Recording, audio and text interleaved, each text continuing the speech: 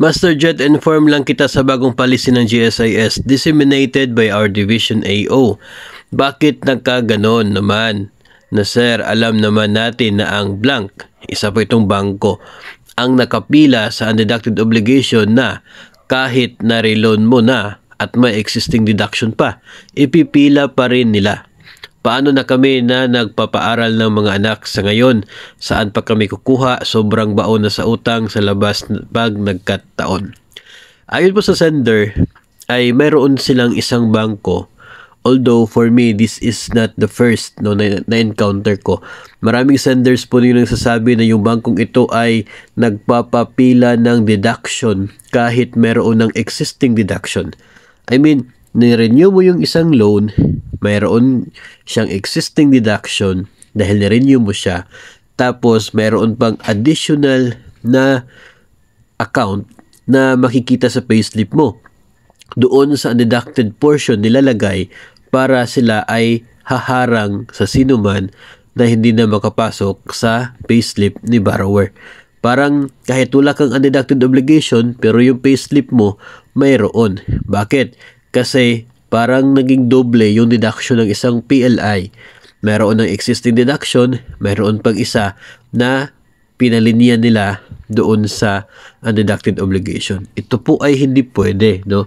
Iisang account lamang yung allowed ni DepEd sa bawat PLI. Yun po ay nasa agreement nila. Maliban na lamang kung mayroong mga state of emergency at aprobado ni DepEd ang pag-offer ng second account ng isa pong PLI. Sa case na ito, ni-renew po. Wala pong bagong account na na-create. Renewal. Ibig sabihin yung existing, binayaran yung utang at nagkaroon ng bagong utang. So mawawala yung deduction sa naunang loan, papasok ang bagong loan. So isang account pa rin. Yung dapat na makikita sa payslip ni borrower. Hindi pwede na maglagay ka ng isa pang deduction sa undeducted obligation portion kasi sobra pong baba yan, no, sa estado ni borrower, ni teacher. Kasi para pong meron, ang nangyayari kasi kapag may undead, para kang umutang ng sobra sa kakayahan mo na hindi na kayang bayaran ng sahod mo. Pero in reality, wala naman siyang utang na hindi po pumapasok sa sahod niya at hindi kayang bayaran kasi lahat ay bayad naman po. Double account, double deduction. Yun nangyayari dito. Nilalagay pa sa undead para maharangan ang anuman po renewal sa iba pang mga loans.